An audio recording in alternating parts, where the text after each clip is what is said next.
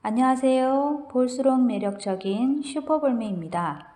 슈퍼볼메가 좋아하는 책과 자기계발, 피와 살이 되는 책 속의 지혜를 나누어 보고자 합니다. 어떻게 살아야 할지 막막한 너에게 우진지음. 이 책은 아버지가 사랑하는 두 딸에게 삶의 구체적인 현실과 실감나는 체험을 조근조근 들려주며 인생 여로를 헤쳐나갈 지혜와 방법들을 진솔하고 정답게 일깨워주고 있는 내용입니다. 우진 박사가 두 딸에게 전하는 애정어린 메시지를 많이 담고 있는데요. 우진 박사는 저명한 자연언어 처리 및 인공지능 전문가이자 실리콘밸리 벤처 투자자라고 합니다. 아이들이 자라는 동안 편지와 가장 유사한 형태인 이메일을 통해 소통하고 아버지의 다양한 경험과 관점들을 알려주려고 노력했다고 합니다. 아이들이 사춘기에 접어들고 나서는 직접 얼굴을 맞대고 대화하는 것보다 이러한 방법이 훨씬 효과적이라는 것을 깨달았다고 합니다. 사랑하는 마음으로 인생의 조언들을 담아보낸 편지 메일을 책으로 엮은 것이라고 하는데요. 그 중에 한 단락을 소개해드리도록 하겠습니다. 신은 바보 같은 사람을 더 좋아한다. 멍신은 수학 숙제를 할 때 글씨를 엉망으로 쓰거나 계산 단계를 몇 개씩 빼먹는 등 꾀를 부린다. 간단한 내용일 때는 상관없지만 이것이 습관이 되면 나중에 문제가 생길 수 있다. 어떤 일이든 정해진 순서와 규정에 따라 처리하는 것이 얼마나 중요한지에 관해 멍신과 이야기를 나눈 적이 있는데 완전히 이해한 것 같지 않았다. 그래서 내 생각을 편지에 담아 전달했다. 멍신에게 최근 내 수학 시험지를 봤더니 실수로 틀린 문제들이 많은 것 같구나. 그런데 문제를 틀린 원인이 단순히 실수였다고 해명하고 넘어갈 일은 아닌 것 같아. 아버지는 여기에 두 가지 원인이 있다고 생각해. 첫 번째는 내가 기본적인 개념을 완전히 이해하지 못한 것이고, 두 번째는 문제를 푸는 방식이야. 너는 항상 풀이 단계를 몇 개씩 뛰어넘곤 하는데 이렇게 하면 문제를 틀리기 쉬워. 지난번에 이 이야기를 했을 때 풀이 단계를 모두 적으면 시간이 너무 많이 걸려서 문제를 다 풀지 못하게 될 수 있다고 했지. 사실 몇 글자 더 적는다고 시험 시간이 모자라지는 않아.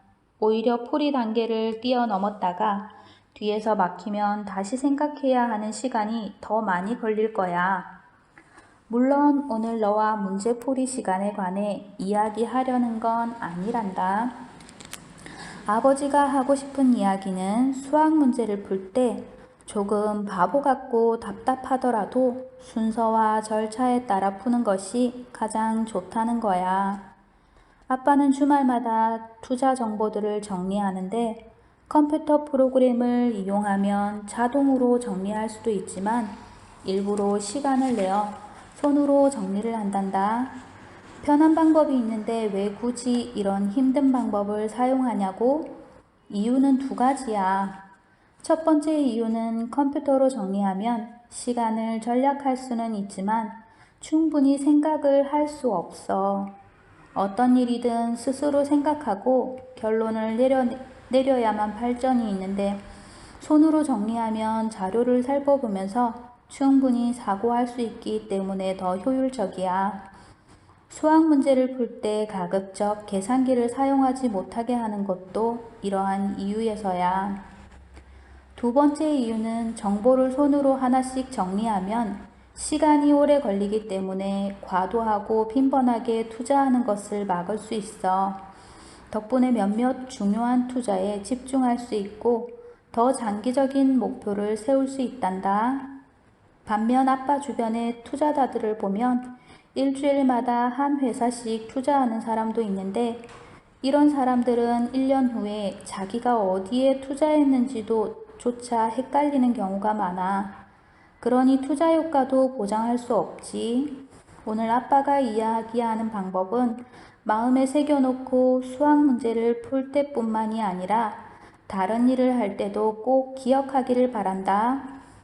신은 잔꾀를 쓰는 사람보다 바보같이 미련한 사람을 더 좋아한다는 사실을 잊지 않았으면 좋겠구나. 신은 바보 같은 사람을 더 좋아한다는 말을 아빠에게 자주 들었을 거야. 너도 알다시피 아빠는 평소에 일처리를 조금 바보같이 할 때가 있어. 며칠 전에는 낮에 우편으로 붙였어야 할 세금 계산서를 깜빡하고 만 거야.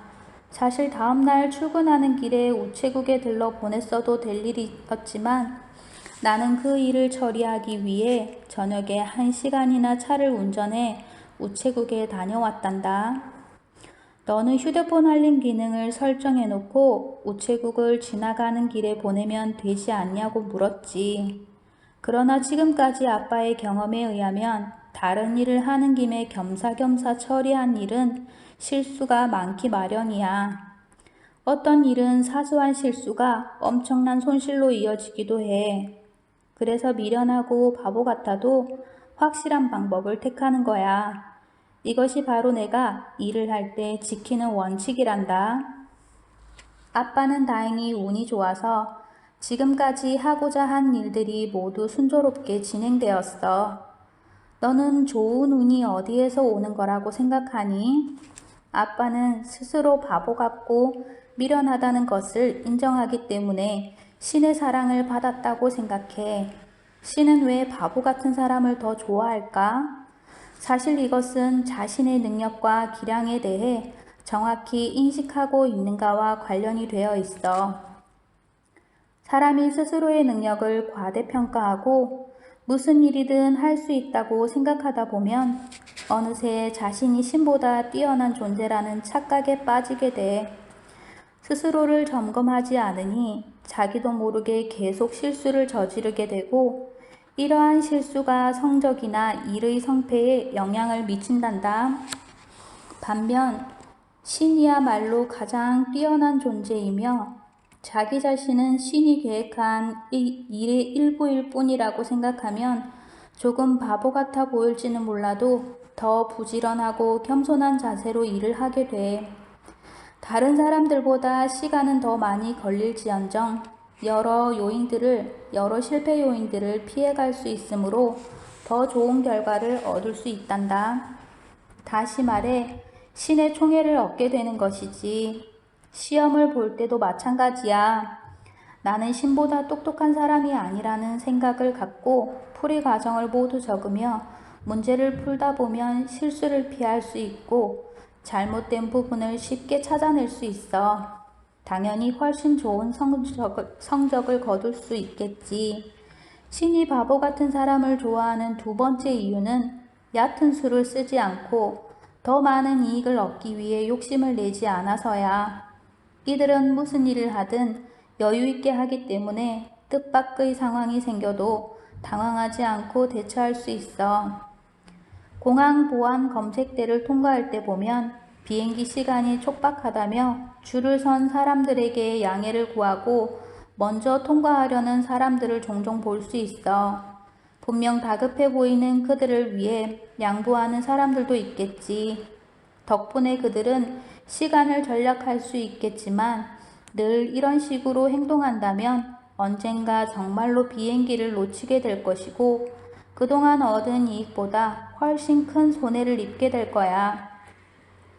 마찬가지로 아침마다 학교에 갈 때 등교 시간보다 최소한 3분에서 5분 일찍 도착하도록 해야 해.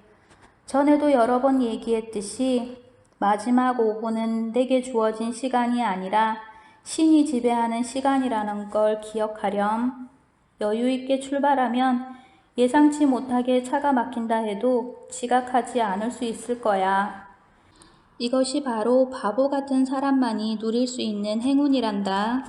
물론 5분 일찍 출발하려면 아침에 5분 일찍 일어나는 노력이 필요하겠지. 바보 같은 사람이 누릴 수 있는 또 하나의 좋은 점은 친구가 많다는 거야. 너도 알다시피 아빠는 우리가 마땅히 누려야 할 권리에 대해서는 양보하는 일이 없지만 그 외의 사소한 이익에 관해서는 비교적 관대한 편이야. 그래서 모두들 아빠를 편하게 생각하고 친구가 되고 싶어 해.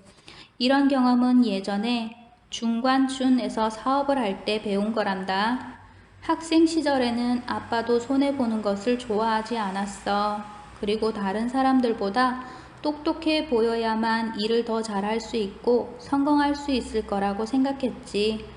하지만 사업을 할 때 보니 업계에는 똑똑한 사람들이 차고 넘칠 만큼 많았지만 그들이 모두 사업에 성공하는 건 아니었어.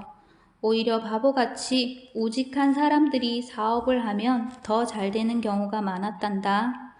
나중에 곰곰이 생각해보니 이유는 간단했어. 만약 내게 계산적인 사람과 우직한 사람 중 누구와 사업을 함께 하고 싶냐고 물으면 어떻게 대답하겠니? 아마 너는 후자를 선택할 거야. 왜냐하면 우직한 사람들은 맡은 일에 최선을 다하고 더 많이 가지려고 무리한 욕심을 부리지 않기 때문이지. 만약 대부분의 사람들이 이런 생각을 한다면 우직한 사람에게는 그만큼 사업 기회가 더 많아지는 거야. 그 이후 사업을 할 때 고수하는 한 가지 원칙이 생겼어.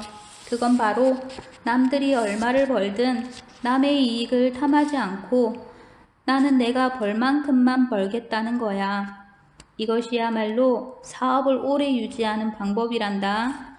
너도 친구를 사귈 때 손해보는 것을 두려워하지 말거라. 친구와 어떤 물건을 교환할 때에도 많이 갔든 적게 갔든 너무 마음 쓸 필요가 없어. 매번 너만 이득을 취하려 한다면 나중에는 아무도 너와 친구를 하려고 하지 않을 거야. 사람들은 착하고 정직한 사람들과 친구가 되고 싶어 하지. 너무 똑똑해 보이는 사람은 오히려 경계하게 된단다. 세상에 똑똑한 사람은 많아. 하지만 똑똑한 사람이 바보 같은 사람보다 일을 더 잘하리라는 법은 없어. 똑똑한 사람은 혼자서 일을 처리하려고 하고 바보 같은 사람은 신에게 도움을 청하기 때문이야. 오늘 아빠가 한 이야기들을 내가 다 이해하지 못할 수도 있어. 그러나 앞으로 내가 경험을 통해 서서히 깨닫게 될 거란다. 다음 시험에서는 더 좋은 결과가 있기를 바란다. 아빠로부터. 이 책을 읽으면서 정말 마음이 따뜻해지는 걸 느끼는데요. 저도 우리 아이들에게 이렇게 따뜻한 부모가 되고 싶다는 생각을 해보게 됩니다. 매일매일 조금씩 삶의 지혜를 넓히다 보면 우리의 인생도 어느 순간에 활짝 핀 꽃처럼 피어날 것입니다. 오늘도 행복하고 감사한 하루 되세요.